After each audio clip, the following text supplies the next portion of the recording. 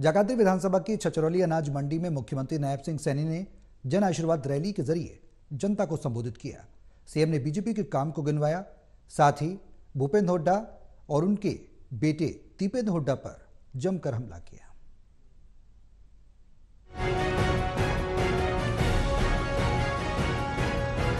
विधानसभा चुनाव की घोषणा के बाद छछरौली अनाज मंडी में बीजेपी की तरफ से जन आशीर्वाद रैली का आयोजन किया गया। रैली कृषि मंत्री कंवरपाल की तरफ से आयोजित की गई। इसमें मुख्य अतिथि मुख्यमंत्री नायब सिंह सैनी मौजूद रहे। इस दौरान उन्होंने बीजेपी सरकार के 10 साल की उपलब्धियां लोगों को गिनवाई।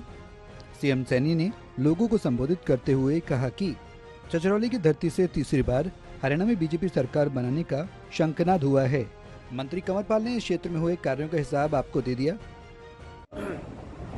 कि जब विपक्ष के पास बोलने के लिए कुछ नहीं है तो नहीं कुछ है तो यही एक सोचा छोड़ दो।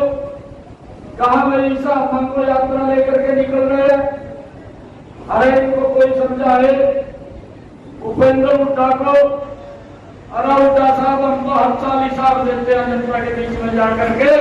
आज हिसाब मांगने के लिए आ गया। अरे ये 10 साल का साहब दे दिया कंवरपाल ने यहाँ। सीएम सैनी ने इस दौरान भूपेंद्र हुड्डा की हरियाणा मांगे हिसाब पदयात्रा पर भी कटाक्ष किया।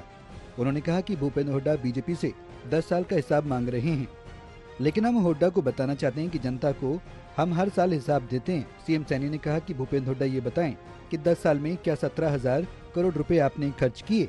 आप हमसे हिसाब मांग रहे हैं, पहले अपना हिसाब दीजिए। मुख्यमंत्री ने शैलजा और रणदीप सुरजेवाला को लेकर हुड्डा पिता पुत्र पर निशाना साधा। उन्होंने कहा कि शैलजा सुरजेवाला और भूपेंद्र हुड्डा में बांटने और खाने की लड़ाई है। मैं ये हुड्डा साहब को पूछना चाहता हूँ कि आपने 10 साल के अंदर क्या 7,000 करोड़ रुपए भी खर्च करे विकास कार्यों पे? उनके काम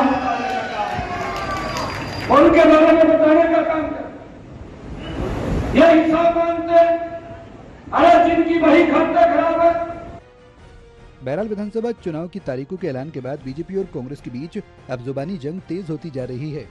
एक तरफ बीजेपी कांग्रेस की कमियां गिना रही है तो दूसरी तरफ कांग्रेस बीजेपी के 10 साल के कार्यकाल को लेकर घेरती नजर आ रही है। देखना ये होगा कि सियासी दांव-पेच में किसको जीत हासिल होती है। यमुनानगर से राहुल सहजवानी की रिपोर्ट, टोटल न्यूज।